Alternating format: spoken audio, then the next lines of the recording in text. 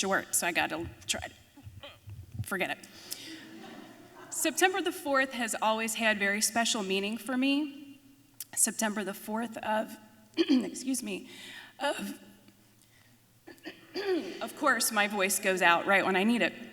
September the 4th, 1943, my grandparents were married. So on September the 4th of 1993, we were celebrating their 50th wedding anniversary.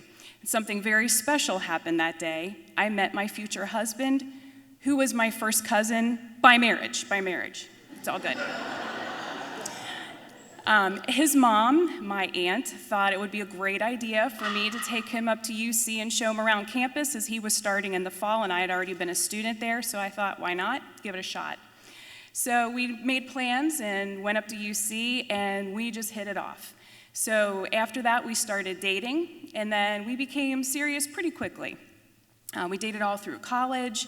After college, we moved out, got our own apartment together, which only lasted for a few months because, we were young and he decided that partying was more important, so we broke up for a while.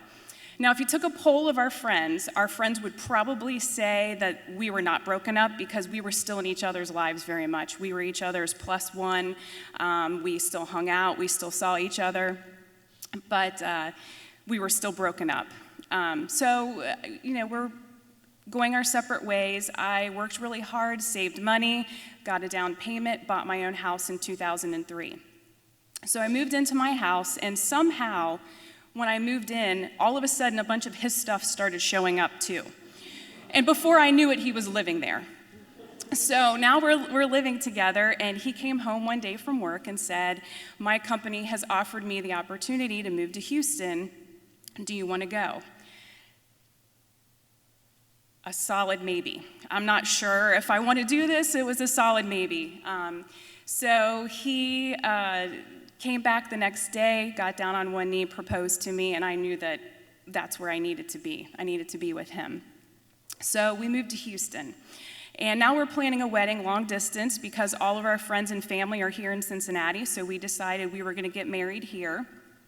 And we got our calendar out, checked out the dates, and September the 4th happened to be a Saturday.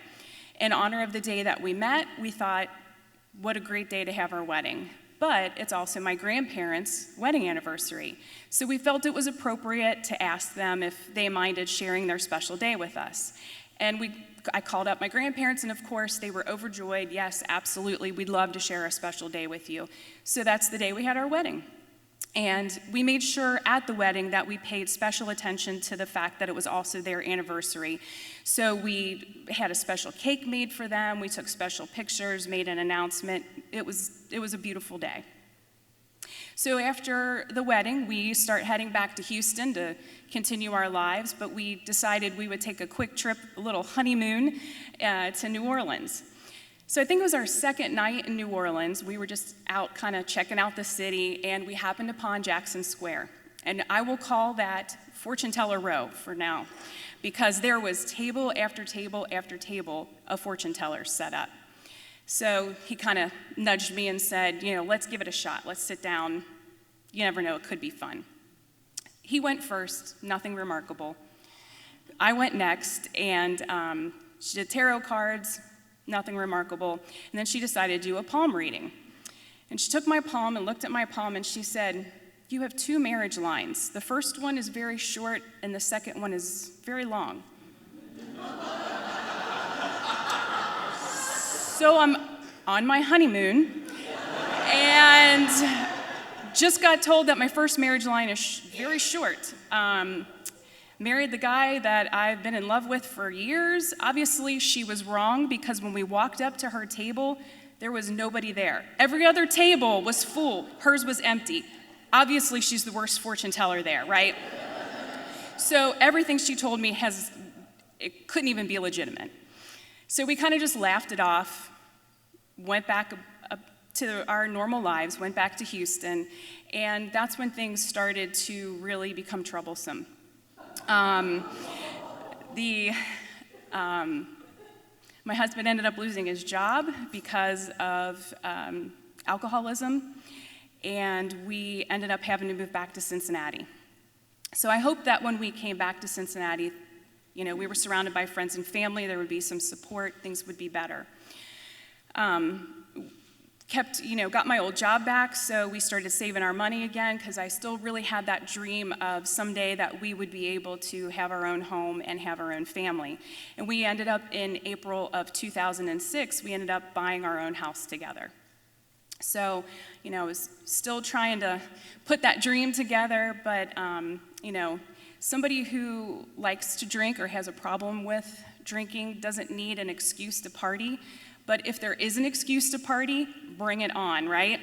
So Cinco de Mayo of 2006, we went out, and that night when we came home, I don't want to go into detail of what happened, but that was the night that I called my parents in the middle of the night and had to leave. And I was devastated. It was very hard, especially to go back to my parents' house, because that's where my grandparents were living at the time. So now they know that I couldn't make it work. And they shared their special day with me, which I had hoped would give our marriage that extra blessing, because they had been married at that point for over 60 years. And obviously that didn't happen.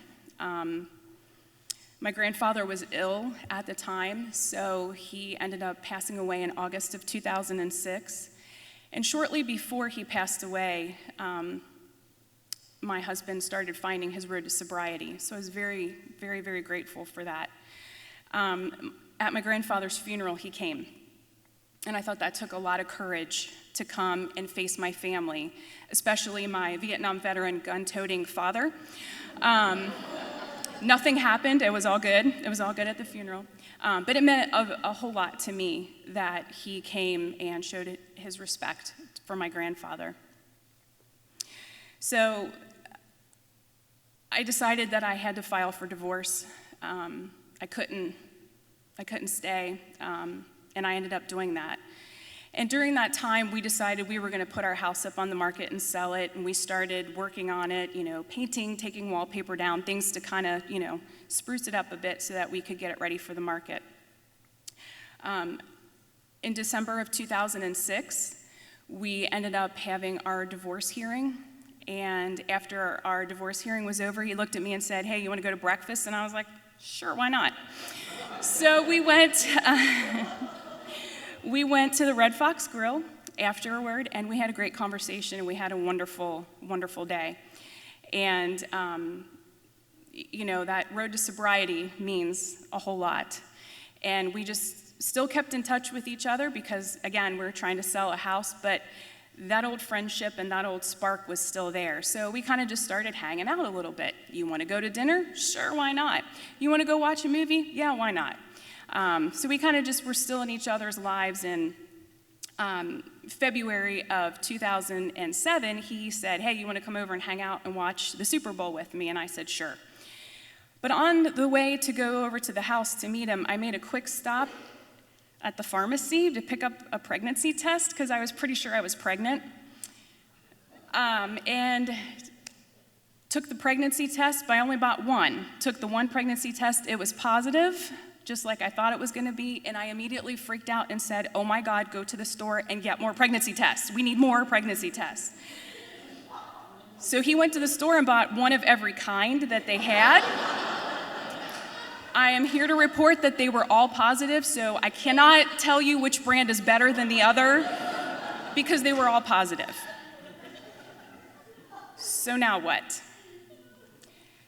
Where are we going to go from there? We're divorced, and now we're expecting a child together. So we had a long conversation about that, try to decide, where do we want to go? How do we want this to look moving forward? And, I decided, well, the fortune teller may have been right. Maybe there was a short marriage, and maybe there's a long one, so maybe this is my long marriage opportunity. So I got my calendar out again and said, "How about September the 4th? And he said, "Sure, why not?"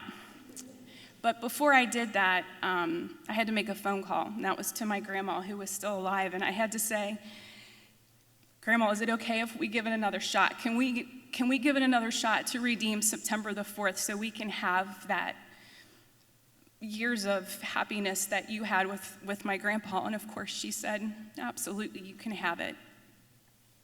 So we got married again on September the 4th again, and it was just the two of us with the Justice of the Peace, and it was beautiful. And then a month later, we had our first daughter, and she's beautiful too.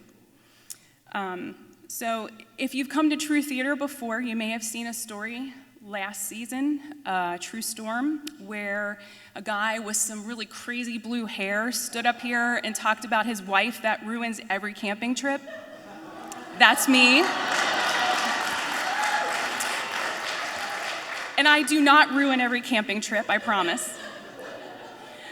We are still married today. My grandma got to live to see not one, but two of my daughters be born and hold them both. And she got to, when she passed away, she knew that we were doing the best that we can. And that's the man that I married 2 times on September the 4th. Thank you.